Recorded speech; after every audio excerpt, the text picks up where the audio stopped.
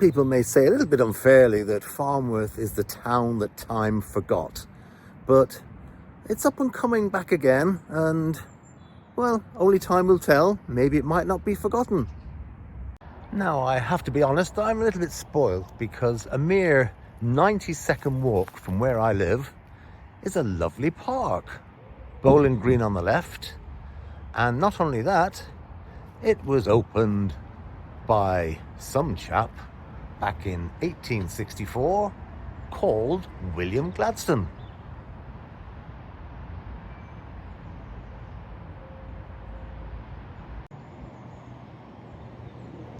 And there you can see him, encased in stone for perpetuity.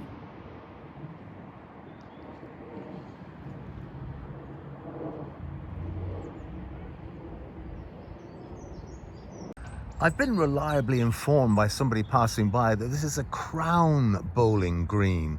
So I don't know whether you have to actually nip into the Tower of London and borrow some crown jewels, but no, in reality it's got this sort of dome shape, which means if you chuck the ball too hard, it rolls off down into the gutter. I know a park is a park, but isn't it just very pleasant to have this, as I say, 90 seconds from where I live, so I can come out and have a nice walk? Admittedly, though, not in the winter.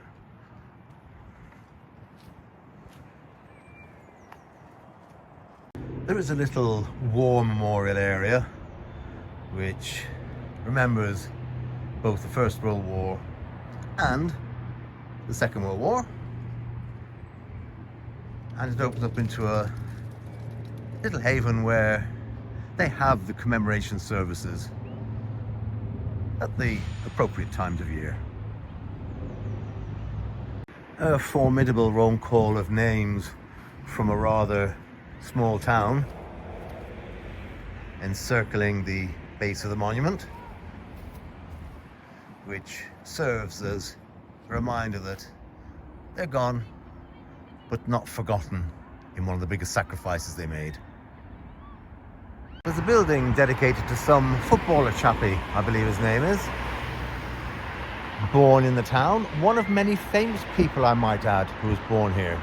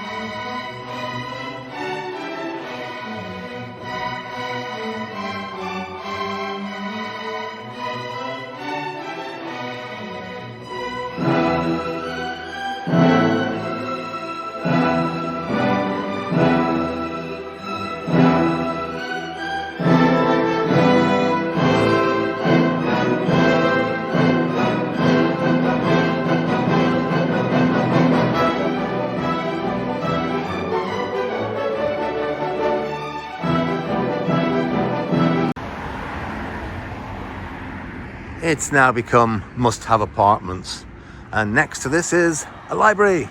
Yes, there's still a library.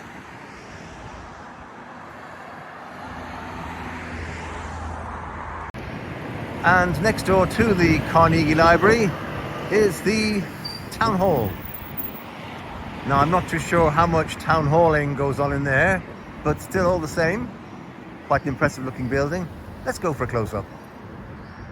Now, you can't have a town hall without pillars, and Farnworth is no exception. Although my usual rule of look up, again, some nice latter-day finishings to the architecture. Oh look, I'm like a pig in muck. The Z at the end of the word instead of the S's. I thought tea cups was stuff you used on your car. Oh gosh, well I don't have to worry about such things, do I? That is, not having a barnet to look after. There's a view up the town from the bottom end here of Market Street. If you fancy thriving, you've come to the right place. It's nice to see at the Freemasons you get real ales and not fake ales.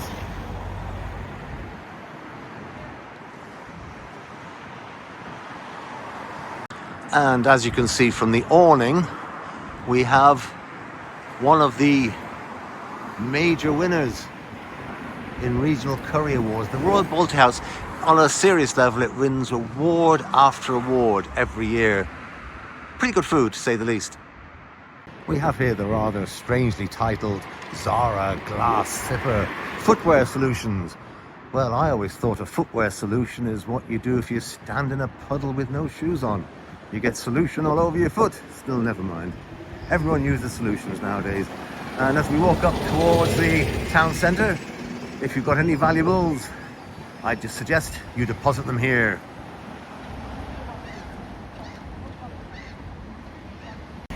I have it under advice you don't come here for your Chinese takeaway or fish and chips because they lock you in. Yet again, they're doing work in Farnworth to help convert an otherwise wide street to one that has cycle lanes for the 2 or 3 bicycles that come every day and traverse through the town. It makes life very difficult, as you can see, with the traffic and everything stopped. So should emergency vehicles want to come. And it's very unusual for a town to actually make known its political leanings, isn't it? We've also got a nice, authentic Indian restaurant in a rather less than authentic Tudor-style ex-pub. Good repurposing of signs up there. And I won't linger too long, but as you can see, the Black Horse here has got a little bit of character and history. And apologies for the noise, but it nearly is rush hour, so the traffic's all dashing past. The local taxi firm, they're looking for operators. I wonder if they require, in the old Sade song, smooth operators.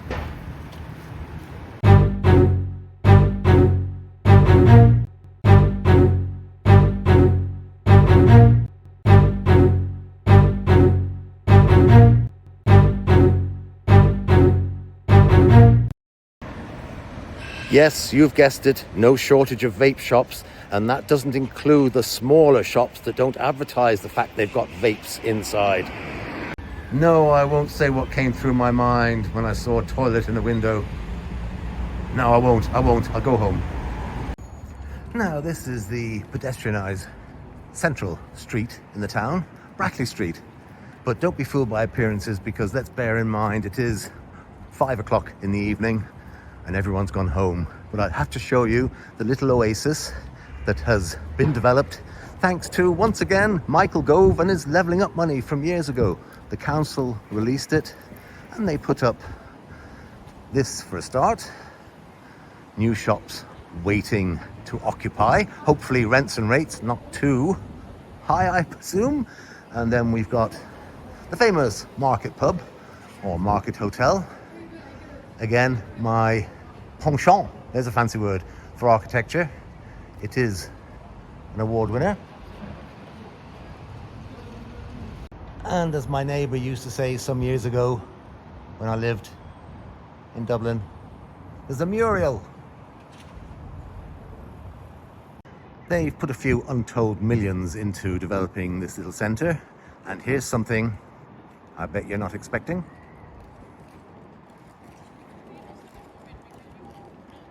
Now that's quite pleasant.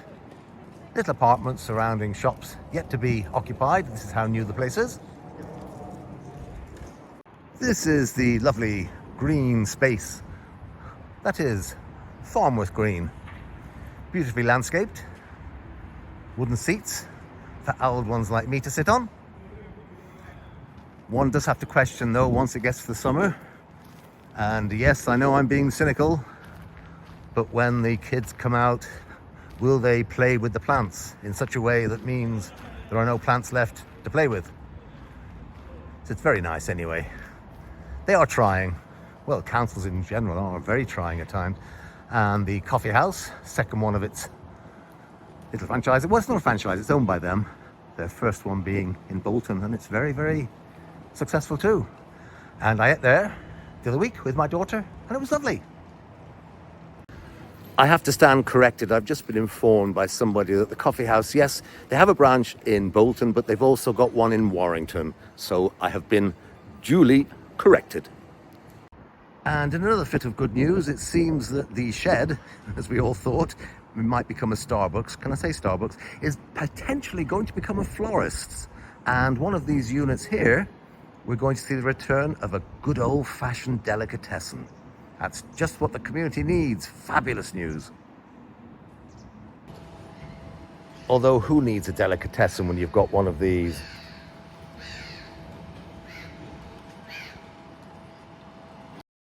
In the last snippet, you probably overheard seagulls screeching.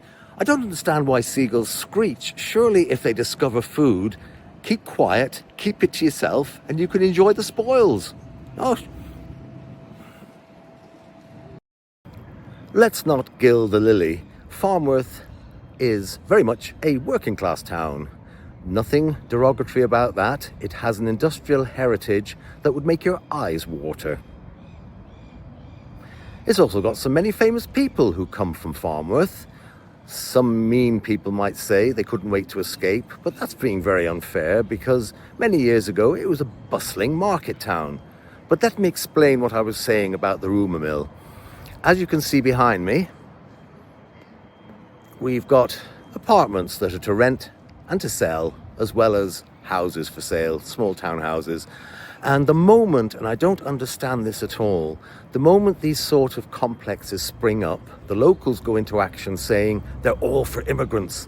They'll get them for nothing. Local people won't stand a chance. Well, no, it's not that at all. There is complete free market competition as to who gets a house. And if you've got the rent and you can pay it, you get a house or an apartment. It's as easy as that.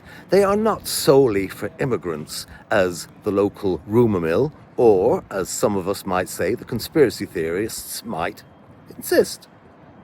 Another pure conspiracy theory, which frankly gets my goat if I'm honest and is doing the rounds, is the 15-minute city concept. As the name suggests, a 15-minute city is an urban planning model where everything a resident needs in their daily life can be accessed within a 15-minute walk or bike ride. Now, rather than making an entire city traversable in 15 minutes, it instead means designing local areas to have everything that the local populace needs within this distance. And what's wrong with that? I have to travel miles or resort to an internet delivery to get something like a bookcase. This was reinvigorated by a Parisian scientist and business professor, Carlos Moreno, back in 2016. What it means is that in a very large city, it saves a bone-crushing and mind-numbing commute to go to get something you need that is not otherwise available locally. Now, interestingly, Paris was well placed to adopt this model before Professor Moreno's work began, and now an overwhelming 94% of Parisians live within 5 minutes of a bakery, which is one of their core requirements. Now, I've been very fortunate to have visited some of the cities where this model is in place, and it works. And no one stopped me from travelling 15 minutes from where I was staying. Many large cities are adopting this 15-minute city model, but in Farnworth, yes, the local conspiracy theory mill has adopted it as a big brother diktat. Some are even claiming that by 2035 you will actually be prevented by the government. Yes, they think you're going to be prevented by the government from driving further than 15 minutes from your home to get daily services you need, such as supermarkets, furniture, medical support, and perhaps entertainment, among other things. No, it's utter poppycock. You will not be prevented by the government from travelling 15 minutes from home. That is it. Pure and simple. Now, for the avoidance of doubt, I've placed a link in my description to an academic and authoritative white paper article by the University of Estate Management. Read it and stop weeping. Remember, what you believe without actually having proof can be a total shambolic lie, especially when it's not even remotely true. How to prove your net value to your family is get one of those when it's your birthday. And this is the back side of the development, which, as you can see, unusually, because it's one of these new green developments, it actually has charging points built in for any of the residents that take any of these nice new bijou dwellings.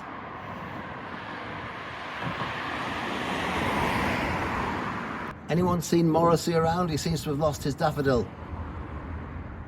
And here we have very famous DIY emporium, well known throughout this part of Lancashire, and that is Axford's timber and DIY products. And you name it, you can get it. And the lovely thing is, even if you want just a small little bit of 4x2 and you want it cutting, they're quite happy to do it, even if it's only £7. They're really fabulous, lovely staff in there.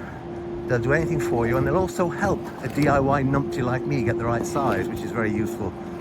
I do wish you could actually smell this particular, you can hear it humming in the background, where the sawdust goes. It's absolutely wonderful. But then again, as you know, I'm weird and grumpy, and I like smells like that. And rather ironically, the timber yard is right opposite the University of Bolton Queen's Campus, and that's the medical school. So very, very handy if anything goes wrong and they need a quick coffin run up. Well, at least I think it's good for a laugh, but then I've got a weird sense of humour, haven't I? Sorry. There we are, just to prove I wasn't pulling your leg about Anthony Axford's. And you can see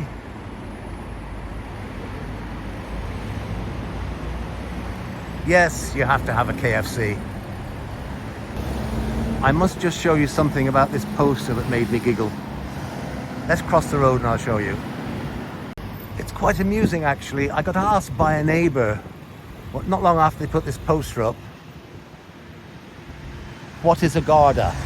And what's it got to do with 5 ladies being wrapped in Garda tape? Well, you can tell it's the barbecue season because somebody has nicked his grill. There's a community fire station that is situated in the community, which I suppose, when all said and done, is very, very useful. And if you want to have any community fires, well, you can purchase them here. And when you're finished pumping gas, you can nip over to the leisure centre and pump some iron. And this particular leisure centre is quite unusual in as much as it actually still has a swimming pool. And not to be outdone, there's also an outdoor swimming pool if you fancy. Mind you, it is a bit open, but under the shadow of Asda. The parking for customers of this particular Asda is a bit quirky because if you can see, the parking signs are not actually branded with Asda because the car park is actually run by the council. So if you do park in the not allowed spaces, you'll get a nice ticket from the council as opposed to just a warning letter from Asda. Thank you for joining me in my wander around Farnworth. Watch out next time because I'm going to start tearing into consumer issues. Bye for now.